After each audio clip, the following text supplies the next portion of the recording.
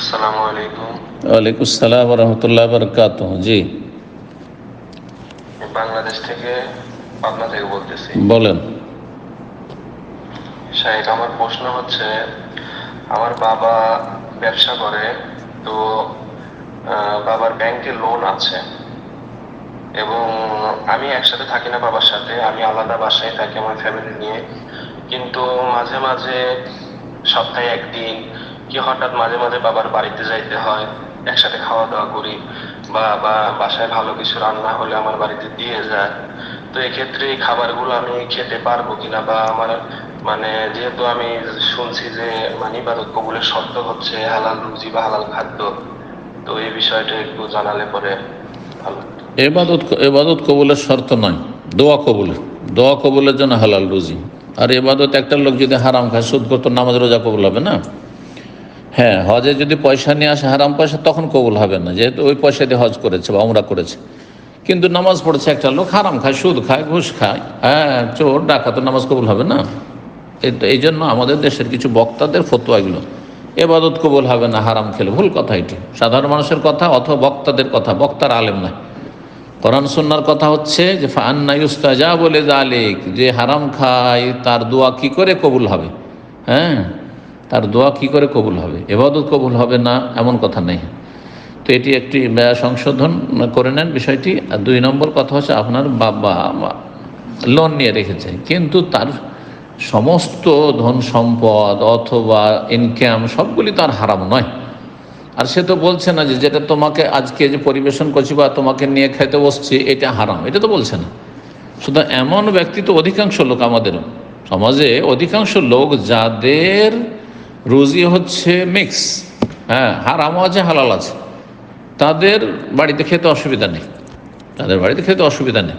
কিন্তু কোনো ব্যক্তি যদি বলে যে এটা হারাম থেকে, আমি আজকে জুয়ায় জিতেছি, লটারিতে জিতেছি, বা আজকে এটা আমি এই সুদের টাকাটা নিয়ে এসেছি, আর সেটা দিয়ে এই যে খাসিটা জবাই করেছি, বা এই গরু গোস্তটা কিনে নিয়ে এসেছি, বা এই যে মাছ কিনে নিয়ে এসেছি, তাহলে তখন খাওয়া হারাম, তখন ওইটা খাওয়া হারাম, খাবেন না, হারাম জিনিস খাবেন না।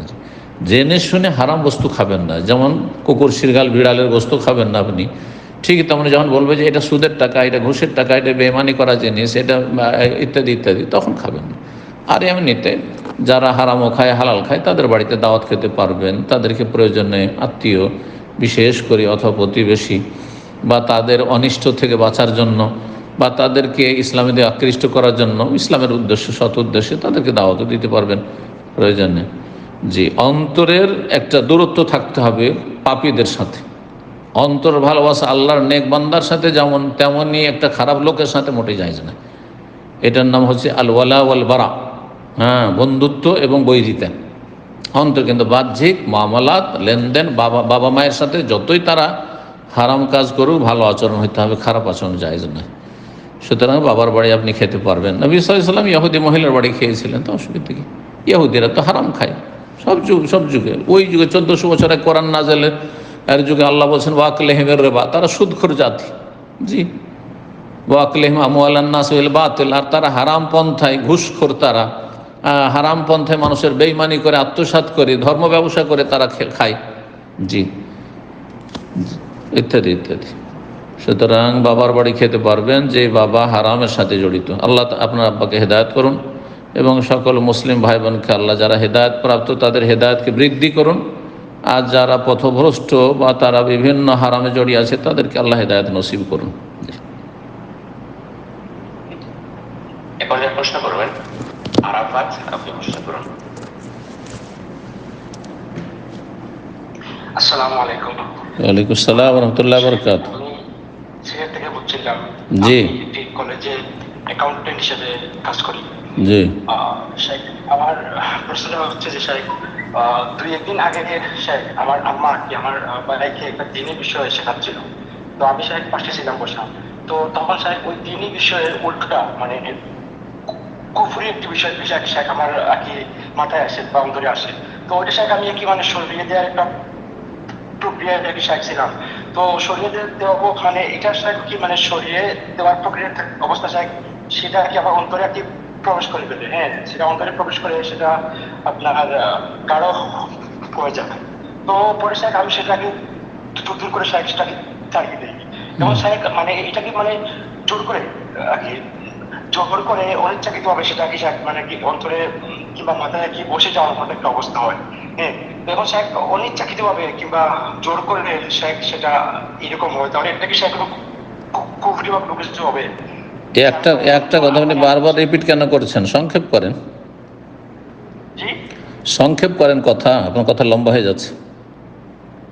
মানে কথাটা হচ্ছে যে আমার আম্মা শেখ আমি বুঝে নিয়েছি, আবার ওইটা কি কথাটা হচ্ছে কি দরকার, আমি বুঝে নিয়েছি আপনার কথা। আপনার বিভিন্ন অশ্বাসা হচ্ছে, এগুলো অশ্বাসা আপনার।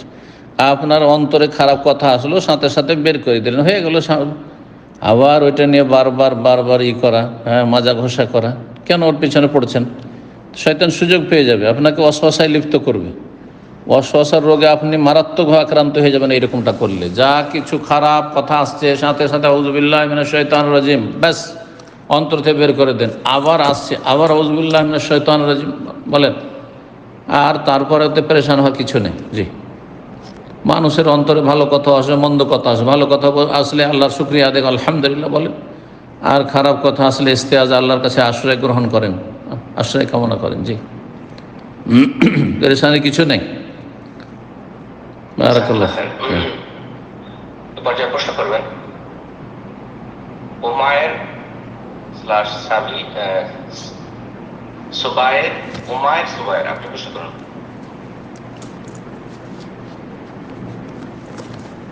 আসসালামু আলাইকুম রহমতুল্লাহ বরকাতুহু। শেখ, ওয়ালাইকুম আসসালাম রহমতুল্লাহ বরকাত। জি, কোত্থেকে? জার্মানি থেকে। আচ্ছা, বলেন। জি, শেখ, আমি যখন এদেশে প্রথমের দিকে আসছিলাম, একদমই প্রথমের দিকে, তখন কয়েক মাসের মাথাতেই প্রেগনেন্ট হয়েছিলাম এবং আমার প্রথম বাচ্চাটা তিন মাস বয়সে মারা গেছিল। হ্যাঁ, তো ওই সময় আমি আসলে দেশে তো কাফেরের দেশ, আমি জানতাম না যে এখানে দাফন কাফনের ব্যবস্থা করা যেতে পারে আমার অজ্ঞতার কারণে, বা করা উচিত অপরপক্ষ বাচ্চাদের, আমার এরকম কোনো জ্ঞান ছিল না।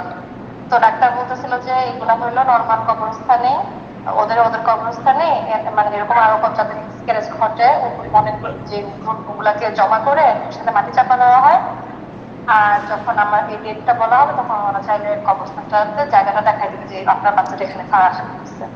তো রিসেন্টলি আমি আবার একটা হাদিস পাইলাম যে একজনের কাছ থেকে আসছে যে অপরিপক্ক বাচ্চাগুলা হলো কিয়ামতের দিন 40 বছর করে আল্লাহ উঠাবেন, বা তারা জান্নাতের সাঁতার কাটতে থাকবেন ইয়াতে সাগরে, তাদেরকে উঠানো হবে 40 বছর বয়সে। তো এরপর থেকে আরো বেশি খারাপ লাগাটা কাজ করতেছে যে এখন আমার অনেক বেশি গুনাহ হয়ে গেল, আমি আল্লাহর কাছে তওবা ইস্তেগফার করতেছি। পেটে সেটা মারা গেছে 3 মাসের বাচ্চা।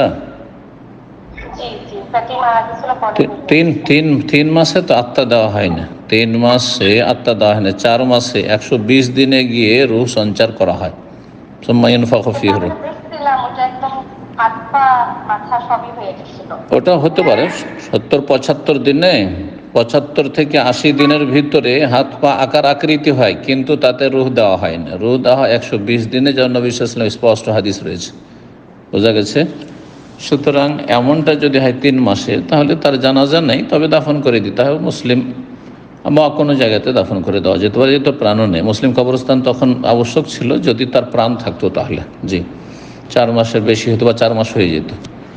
তো আর যেটা অতীত হয়ে গেছে, আর 3 মাসের ভিতরে তো প্রাণহীন ছিল, সেটা গোস্তের পিণ্ড বলতে হবে, আকার আকৃতি হয়েছিল। জি, তো সুতরাং এই নিয়ে আর বিচলিত হওয়ার কিছু নেই, উদ্বিগ্ন হওয়ার কিছু নেই, পেরেশানির কিছু নেই। ধৈর্য ধারণ করুন, আল্লাহ উত্তম বিকল্প দেবেন। আল্লাহর কাছে উত্তম বিকল্প কামনা করুন, ইনশাআল্লাহ আল্লাহ আর অনেক অনেক সন্তান সন্ততি দেবেন। আল্লাহ বরকত দান করুন। জি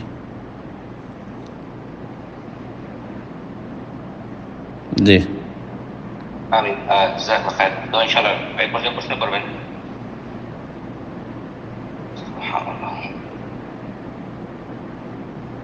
এমডি আব্দুল্লাহ, আপনি প্রশ্ন করুন।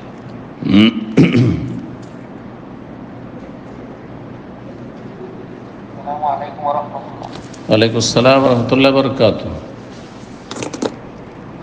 আমার প্রশ্নটা হচ্ছে যে কোথা থেকে বলছেন? জি ওস্তাদ, বাংলাদেশ থেকে বলছি, ময়মনসিংহ ডিস্ট্রিক্ট। আচ্ছা, বলেন। ময়মনসিংহ বিভাগ থেকে। জি, আমার প্রশ্নটা হচ্ছে আমরা যে কোরআনের অনেক আয়াতে জবাব দেই সেটা সালাতের ভিতরে কিংবা বাইরে, হুম। যে এই আয়াতগুলা কোন কোন সূরার হবে এবং এখানে সহিহ এবং জয়ীফ কোন হাদিস আছে কিনা। যেমন আমরা সূরা 3-এর ক্ষেত্রে জবাবটা দেই, এটা এক জায়গায় দেখলাম এটা জয়ীফ হাদিস, আবার আরেক জায়গায় বসিয়াতে দেখলাম যে শুধু ওটা বসিয়ার জন্য খাস, অন্যান্য সব জায়গায় যেখানে হিসাবের বিষয়টা আসবে সেখানে ওই দোয়াটা অর্থাৎ আল্লাহ হাফিজকে ইসলাম আছে। এই বিষয়ে একটু বিস্তারিত কোরআন এবং হাদিস বিস্তারিত আলোচনা লেকচারে হবে, প্রশ্ন উত্তরে এত বিস্তারিত হয় না। এই মর্মে অধিকাংশ হাদিসগুলি জয়ীফ রয়েছে। কথা বোঝা গেছে? অধিকাংশ হাদিসগুলি সব জয়ীফ রয়েছে। আর যেগুলো মানুষের কথার মতো সেগুলো সালাতের ভিতরে না পড়াই উচিত। জি, একমাত্র সূরা ফাতিহার পরে আমিন বলা সহিহ হাদিস। আর যেখানে তসবির কথা আসবে সেখানে সুবহান রাব্বিয়াল আলা, এটা তসবিহ, সাব্বিহ ইসমা রাব্বিকাল আলা, সুবহান রাব্বিয়াল আলা। কিন্তু বালা ওয়ানা আলা জালিক মিনাশ শাহিদিন বালা ইত্যাদি এগুলি সালাতের বাইরে পড়বেন। জি, আর কেউ কেউ বলেছেন পড়তে পারেন, কিন্তু হাদিসের মর্মে সব প্রায়গুলো জয়ীফ। জি, বিস্তারিত আলোচনার জন্য বিস্তারিত দর্শের প্রয়োজন রয়েছে। আশা করি কিছু দার্স আছে, সেগুলো তলাশ করে শুনে নেবেন, আর না হলে কিতাব পড়বেন এই মর্মে। জি, সালাফি আলেমদের। জাযাকাল্লাহ। বারাকাল্লাহ ফিক। জি, এই পর্যায়ে প্রশ্ন করবেন ভাইজি, আপনি প্রশ্ন করুন। শাইখ আসসালামু আলাইকুম ওয়া রাহমাতুল্লাহ। ওয়ালাইকুম আসসালাম ওয়া রাহমাতুল্লাহি ওয়া বারাকাতুহু। জি, শাইখ, আমার প্রশ্নটা হচ্ছে, কোথা থেকে? বেশ কিছু লেকচার মিটিং এ আমি ছিলাম। কোথা থেকে বলছেন? কিছু কিছু লোক বাংলাদেশ থেকে, স্যার বাংলাদেশ থেকে, বগুড়া থেকে বলছিলাম। আচ্ছা, বলেন। তো আপনার কিছু মিটিং এই তো প্রশ্ন করছিল কেউ কেউ যে সূরা ফাতিহা পড়তে পারতেছে না, হানাফি সমাজে যেহেতু আমরা থাকি, তো অনেক ক্ষেত্রেই সূরা ফাতিহা পড়া যায় না। এরা এত স্পিড, এত দ্রুত নামাজ পড়ে, সূরা ফাতিহা শেষ করে না। তো এই ক্ষেত্রে অনেকগুলো প্রশ্ন উত্তর আপনার আমি দেখছি। তো আপনি উত্তরে বলছিলেন যে একটু তাড়াতাড়ি হলেও পড়ার চেষ্টা করুন, কিন্তু শাইখ আমাদের এলাকায় যেগুলো মসজিদ আছে একদম অসম্ভব, এদের পেছনে সূরা ফাতিহা যত দ্রুতই পড়ি সূরা ফাতিহা শেষ করা অসম্ভব। তো এই ক্ষেত্রে সালাত কি আমাদের হবে? প্রথম রাকাতে না তৃতীয় চতুর্থ রাকাতে? এমন মাঝে মাঝে হয় কি, হয়তো দ্বিতীয় আর চতুর্থ রাকাতে হয়, আবার মাঝে মাঝে এমনও হয় যে প্রথম 2 রাকাত যেটা, এটাতে হয়তো মিস্টেক হয়ে যায়। না, এটা তো মিস্টেক হওয়ার কথা না। আপনি সানাস যদি দেখছেন যে ইমাম, আপনার যদি নিজের গ্রামের মসজিদ হয়, মহল্লার মসজিদ, তাহলে ইমামকে নসিহত করেন যে আমাদেরকে সূরা ফাতিহাটা তো পড়তে দেন। আর তো হানাফি বাজু এটা তো রাজি হবে না, গায়ের জ্বালা হয়ে যাবে, আল্লাহ হেদায়েত করুক। তো যদি পারলে নসিহত করেন, একটু আস্তে আস্তে ধীরে পড়েন। তারপরে সানা পড়া সুন্নাত, সানা পড়িয়েন না। আমরা যখন দেখি যে সালাত শুরু হয়ে গেছে আর আমার সূরা ফাতিহা ছুটে যেতে পারে, আমি বলি, তখন শুধু সূরা ফাতিহা পড়ে আউযুবিল্লাহি মিনাশ শাইতানির বিসমিল্লাহ তাকবীরে তাহমিমার পরে আউযুবিল্লাহ বিসমিল্লাহ, তারপরে আলহামদুলিল্লাহ সূরা সুবহানাকা আল্লাহুম্মা, এটা পড়তে যাবেন না, সানা পড়তে যাবেন, আল্লাহু বাইতবানি পড়তে যাবেন না আপনি। জি, আর এখন যদি আল্লাহু বাইতবানি শুরু করে দেন তাহলে তো মামলা খারিজ করে দিবে। বুঝতে পারছেন? শুধু সূরা ফাতিহা পড়ে, কারণ সূরা ফাতিহা পড়া ফরজ। জি, আর তারপরে এইরকম জায়গায় স্থায়ী বসবাসই জায়েজ নয় আসলে। আল্লাহ তৌফিক দিলে হিজরত করবেন, সব বিদাতি এলাকায় বসবাস করবেন না।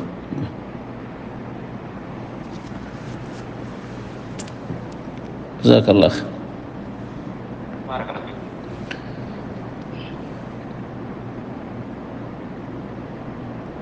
জি, সরি, ইনশাআল্লাহ পরবর্তী প্রশ্ন করবেন, এটা আমি সময় চেয়ে নিচ্ছি শেখ। আর কেউ আছে? জি ইনশাআল্লাহ শেখ, পর্যায়ে প্রশ্ন করবেন আয়েশা খাতুন, আপনি প্রশ্ন করুন। আসসালামু আলাইকুম ওয়া রাহমাতুল্লাহি ওয়া বারাকাতুহু। ওয়ালাইকুম আসসালাম ওয়া রাহমাতুল্লাহি ওয়া বারাকাতুহু। আয়েশা, জি জি, আমি জানতে চাচ্ছিলাম যে নামাজ যদি খুব মানে বেশি অসুস্থ হওয়া যায় বা টায়ার্ড হয়ে যায়, ফরজ নামাজ তো দাঁড়িয়ে পড়তে হয়, তো ফরজ নামাজ কি বসে পড়া, সেই ক্ষেত্রে ফরজ নামাজটা কি বসে পড়া যাবে কি না? আর বাসায় যদি হিন্দি সিনেমা চলে কোনো বাসায়, সে বাসায় রুম বন্ধ করে নামাজটা আদায় হবে কি না?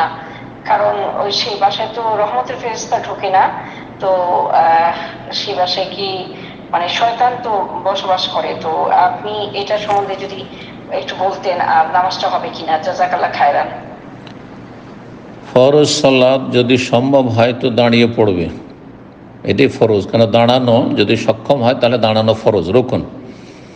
আর যদি দাঁড়ালে খুব বেশি কষ্ট হয়, এতটা কষ্ট যে তাতে খুশু নষ্ট হয়ে যাচ্ছে, খুব বেশি ক্লান্ত, অত বেশি অসুস্থ, দাঁড়িয়ে সালাত আদায় করলে বড়ই কষ্ট হয়ে যাচ্ছে, তাহলে ফাকায়েদ নবী সাল্লাল্লাহু আলাইহি ওয়াসাল্লাম বলছেন বসে পড়ো। বসেও যদি কষ্ট হয় তাহলে ফালাজম বিন নবী সাল্লাল্লাহু শুয়ে পড়ো। শুয়ে শুয়ে সালাত আদায় করতে বলেছেন ওই ব্যক্তি যে বসেও পড়তে পারছেন না, তো এতে নেকি কমবে না। অসুস্থ ব্যক্তি, মাজুর ব্যক্তি, প্রচণ্ড ক্লান্ত ব্যক্তি যদি দেখে যে আমি দাঁড়িয়ে সালাত আদায় করলে আমি পড়ে যেতে পারি, তাহলে বসে যাবে, অবশ্যই বসে যাবে। জি। আর যেখানে সালাত আদায় করছেন কারো বাড়িতে, আর সেই বাড়িতে এমন কিছু আছে যাতে রহমতের ফেরেশতা আসেন না, দরজা বন্ধ করে সালাত আদায়, কোনো দোষ নেই, দরজা বন্ধ করলে অসুবিধা দেখি, দরজা বন্ধ করে সালাত আদায় দেখুন। আপনার রুমের ভিতরে সেসব কিছু কুকুর অথবা রুমের ভিতরে ছবি না থাকলে হলো, রুমের বাইরে অন্য রুমে আছে অথবা উঠানে তাদের আছে, থাক, তাদের রহমতের ফেরেশতা আসে না। আপনার সালাতের সময় হয়ে গেলে যে কোনো পরিসালাত আদায় করতে হবে।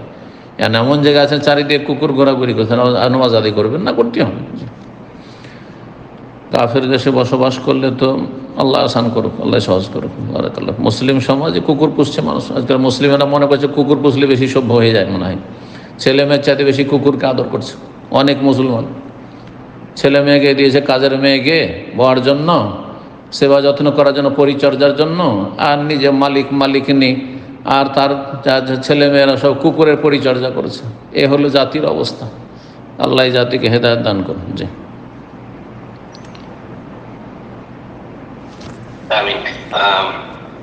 আমরা প্রোগ্রামের একদম শেষ পর্যায়ে চলে এসেছি, অনেক সময় হয়ে গেছে। আর দু একটা প্রশ্ন কি নেওয়া যাবে কিনা অনুমতি চাচ্ছি। হ্যাঁ, অসুবিধা নেই। আজকাল একটু লেটে শুরু হবে, যেহেতু এশার সালাত আমাদের লেট হয়ে যাচ্ছে, 10 মিনিট দেরি করলে অসুবিধা নাই। ইনশাআল্লাহ এখান থেকে আমরা 5 থেকে 10 মিনিটের ভিতরে ইনশাআল্লাহ আমরা যে কটা প্রশ্ন পারি আমরা নেব ইনশাআল্লাহ। এর মাধ্যমে আমাদের প্রোগ্রাম শেষ হবে। তো প্রশ্ন করবেন বিনতে রাহিম, আপনি প্রশ্ন করুন।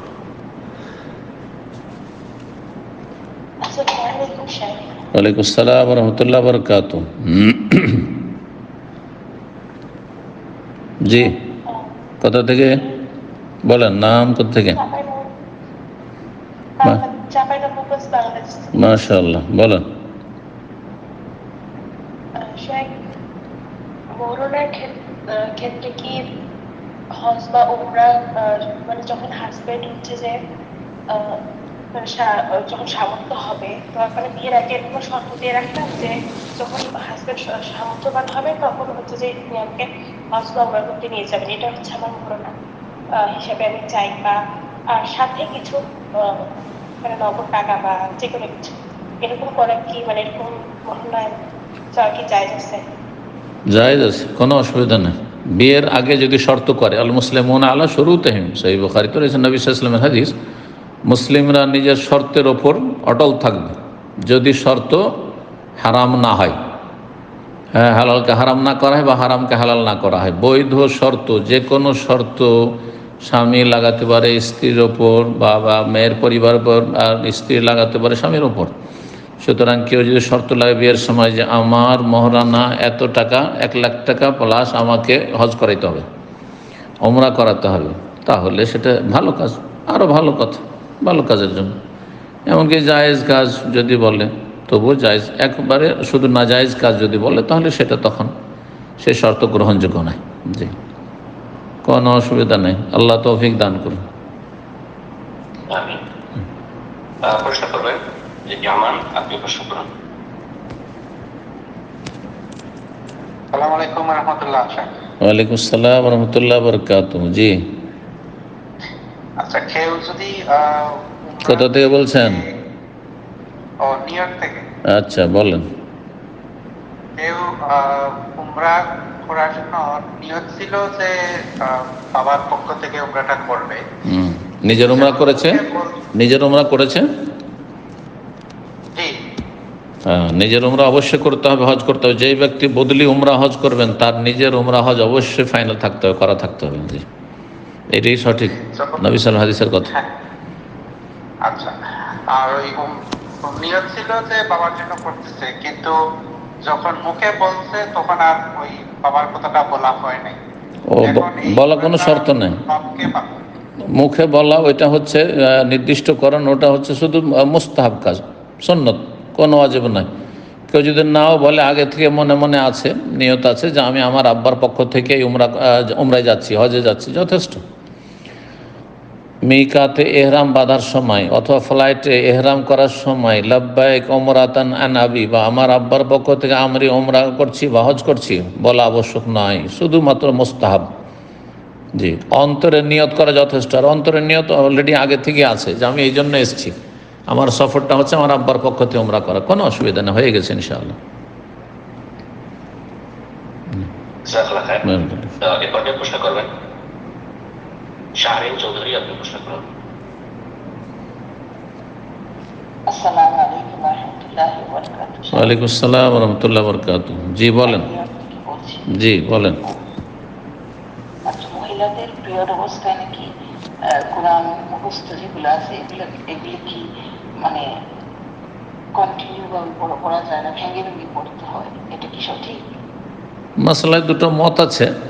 একদল বলছেন যে মাসিক অবস্থায় কোরআন স্পর্শ তো কারো কাছেই করতে পারবে না, ছুঁয়ে পড়তে পারবে না কোরআনে কারীম মুসহাফ, কিন্তু মুখস্থ যদি পড়ে অথবা সামনে রাখা আছে রেহেলের ওপর বা কোথাও টেবিলের উপর পড়ছে, স্পর্শ করছে না, তাহলে জায়েজ কি না? একদল বলছেন, বড় একটি দল, যে জায়েজ নয়। আর এক দল বলছেন যে জায়েজ রয়েছে। যারা বলছেন জায়েজ নয় তাদের দলিল কোনো অকাট্য স্পষ্ট দলিল নেই যে 8 দিন 10 দিন একজন মহিলা মাসিক অবস্থায় থাকবে আর এই নেকির কাজ থেকে, কোরআন চর্চা থেকে বঞ্চিত রাখবে। সুতরাং এই ক্ষেত্রে মহাক্কিক গবেষক ওলামাদের ফতোয়াটা বেশি ঠিক যে মাসিক অবস্থায় কোরআন স্পর্শ না করে মুখস্থ পড়তে পারবে বা বিনা স্পর্শে পড়তে পারবে, পড়াতে পারবে। কোরআনের টিচার, কোরআনের ছাত্রী, কোরআন মুখস্থ করতে হবে, না হলে ভুলে যাওয়ার আশঙ্কা ইত্যাদি পড়তে পারবে। আর যেগুলো সকাল সন্ধ্যার জিকির আজকার, ঘুমের জিকির আজকারে যে কোরআনের সূরা, এগুলো পড়তে পারবে, কোনো অসুবিধা নেই, এগুলোতে কোনো ইখতিলাফ নেই, পড়বে। যেমন আয়াতুল কুরসি পড়া হওয়ার আগে সূরা ইখলাস, ফালাক, নাস ইত্যাদি পড়া, এসব পড়া, কাফিরুন পড়া, পড়বে। জি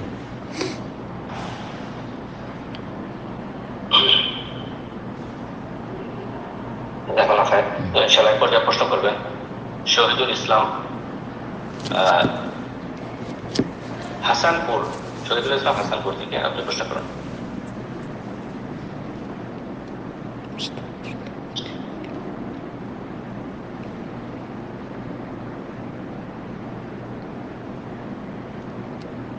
শহীদুল ইসলাম, আপনার ফোনটা আনমিউট হয়েছিল, আপনি আবার মিউট করেছেন, তো ফোনটা আনমিউট করে নিয়ে প্রশ্ন করুন।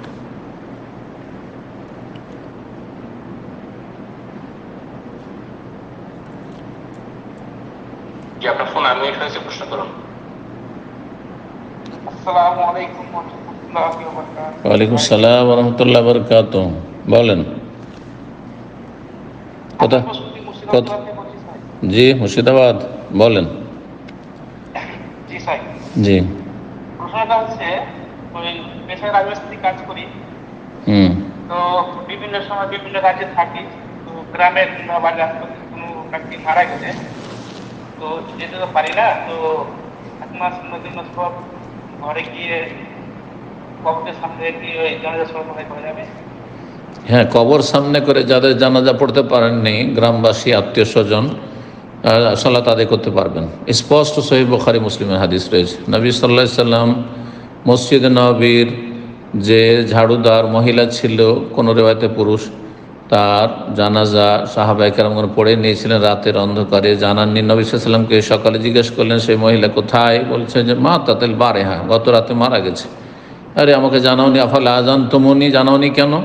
দুল্লুনি আলা কবরেহা, তার কবরটা দেখিয়ে দাও। কবর দেখিয়ে দেওয়া হলো। নবী সাল্লাল্লাহু আলাইহি সাল্লাম দাঁড়ান কবরের মাঝামাঝি আর সালাত আদায় করলেন কবরকে সামনে করে। সুতরাং জায়েজ, মা বাবা, আত্মীয় স্বজন, গ্রামবাসী কেউ, বিশেষ করে নামাজি ভালো মানুষ, মুত্তাকি পরেজগার মানুষ, জি, তাদের কবর সামনে করে জানাজা পড়তে পারবেন। সময়ের জন্য নির্ধারিত নেই, তবে নতুন হলে ভালো, যত নতুন হবে 1-2 মাস 3 মাস 4 মাসের মধ্যে এরকমই, কিন্তু এমন কোনো সময়সীমা নির্ধারণ করা নেই শরীয়তে। জি, বারাকাল্লাহু ফিক। প্রশ্ন করবেন এমডি হাসানুজ্জামান বিশ্বাস। হাসানুজ্জামান বিশ্বাস, এমডি হাসানুজ্জামান বিশ্বাস, আপনি প্রশ্ন করুন।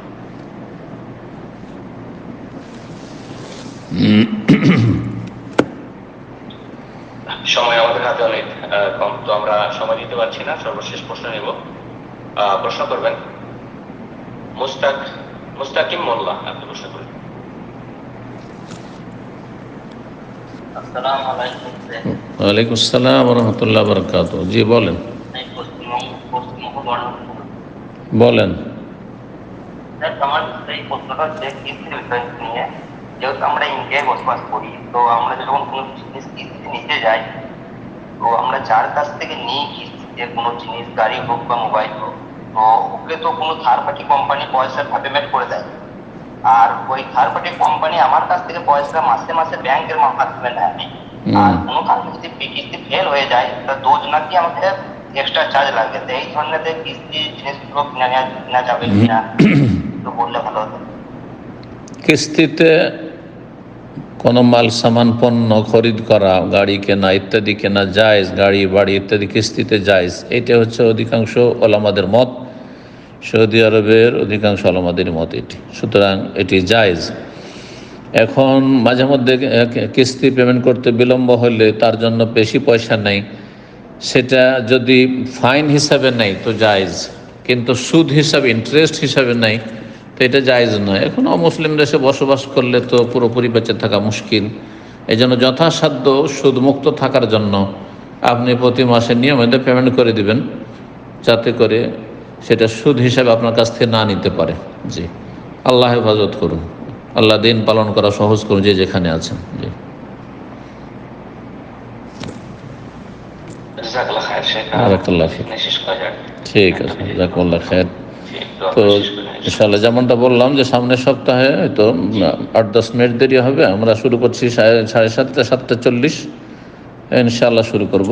আর ওইরকম একটু লেটে শেষ করব, সমস্যা নেই। জি, আর তারপরে রমজান হয়তো শুরু হইতে প্রথম তারাবি হইতে পারে, তারপরে যেতে আর কি। তো তখন ওইভাবে আমরা টাইমটা একটা ফিক্স করে নেব ইনশাআল্লাহ, পরামর্শের ভিত্তিতে। পরে কথা হবে ইনশাআল্লাহ। জাযাকুমুল্লাহ খায়ের। একটা বিষয় শেষ করার আগে জি, মনে হয় ক্লিয়ার হওয়ার দরকার জি, ছিল। লাস্টে যে প্রশ্নটা করলেন ব্রাদার, সুদের বিষয়, জি, যারা অনেকেই হয়তো আপনি বললেন যে তারা সময় মতো পে করে দেবে, কিন্তু এক্ষেত্রে হয়তো আপনার ইনফরমেশন আপনার কাছে গ্যাদার আছে কিনা, আপনার কাছে আছে কিনা, যে যখনই এই ধরনের লোন নিতে হয় তখন তাদের সাথে একটা চুক্তিনামা যেতে হয়, আমাদেরকে সিগনেচার করতে হয়। আমরা এগ্রি করি যে আমরা সুদ দিতে, মানে উইলিংলি আমরা ইচ্ছাকৃতভাবে তাদেরকে আমরা সুদ দেব যদি আমরা ফেল করি, আমরা যদি পে না করতে পারি সময় মতো। তো এই ক্ষেত্রে যখন আমরা তাদের সাথে চুক্তিতে আবদ্ধ সিগনেচার করছি, সেই ক্ষেত্রে আপনার মতামত যদি একটু ক্লিয়ার করতেন তাহলে মনে হয় সমাধান সুবিধা হতো।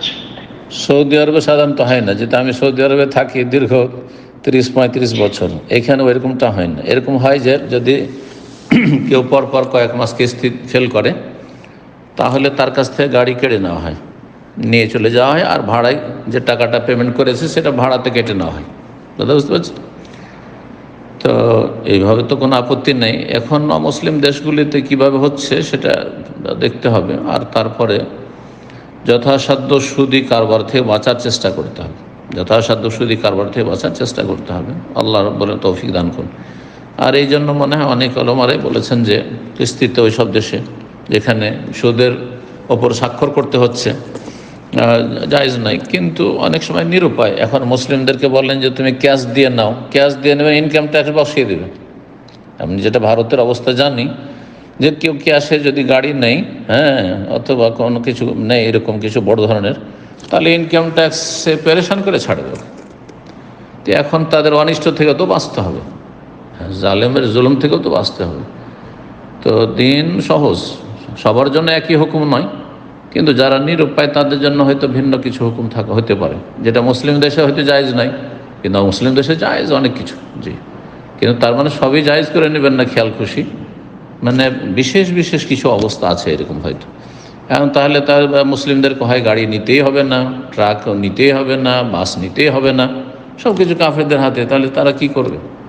এমনি তো তারা কোণঠাসা, তাদের চাকরি বাকরি নাই, যে তাদের সংখ্যা অনুযায়ী আপনার মোটেই তাদের চাকরি বাকরি বা সুযোগ সুবিধা নেই।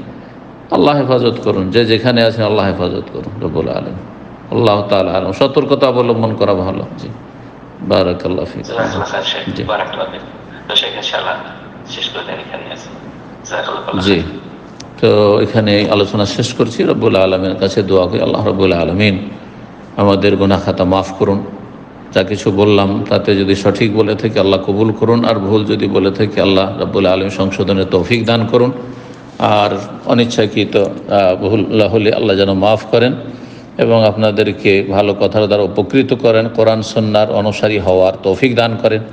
রব্বুল আলমিন সমস্ত রকম শিরক বিদআত থেকে, গুমরাহি থেকে, অনিষ্ট থেকে, হারাম থেকে বেঁচে থাকার তৌফিক দান করেন এবং মুসলিম ভাই বোন যে যেখানে বাস করছেন আল্লাহ রব্বুল সমস্ত অনিষ্ট থেকে হেফাজত করেন, জালিমের জুলুম থেকে আল্লাহ হেফাজত করেন। রব্বুল আলমের কাছে দোয়া করে আমাদের বালা মুসিবত থেকে আল্লাহ হেফাজত করেন। আমাদের পরিবার পরিবেশের বিশেষ করে যেসব ভাই বোনেরা আমাদের সাথে সরাসরি থাকলেন অথবা দিনের দাওয়াতের সাথে জড়িত রয়েছেন, দিনের খেদমতের সাথে বা দিন চর্চার সাথে জড়িত রয়েছেন, তাদেরকে, তাদের পরিবার পরিজনকে, ছেলে মেয়েকে আল্লাহ সমস্ত অনিষ্ট থেকে, বালা মুসিবত থেকে, শার থেকে, ব্যাধি থেকে, আল্লাহর বিপদ থেকে আল্লাহ যেন হেফাজতে রাখেন এবং তাদের নেক তরবিয়ত সহজ করে দেন। এবং আল্লাহ রব্বুল আলমিন এর কাছে দোয়া করি, আল্লাহ রব্বুল আলমিন এই যে কয়েকদিন শাবান মাসের থেকে গেছে আল্লাহ তাতে যেন আমাদের বরকত দান করেন এবং সহি সালামতে রমজান মাস আমাদেরকে পৌঁছে দেন। রমজান মাসে আমাদেরকে আল্লাহ রব্বুল আলমিনের সান্নিধ্য লাভের তাকওয়া অর্জনের তৌফিক দান করেন এবং রব্বুল আলমিন আমাদেরকে তওবা করে খালেস অন্তর থেকে রবের দিকে ফিরে আসার তৌফিক দান করেন। আল্লাহ মাশফি মারদানা মারজাল মুসলিমিন, আল্লাহ মাশফি মারদানা ওয়া আফি মুবতালানা ওয়ারহাম মাওতানা ওয়াতাওয়াল্লা আমরানা। সাল্লাল্লাহু সাল্লাম আলা নবিয়িনা মুহাম্মদ ওয়া আলা আলিহি ওয়া সাহবিহি আজমাইন।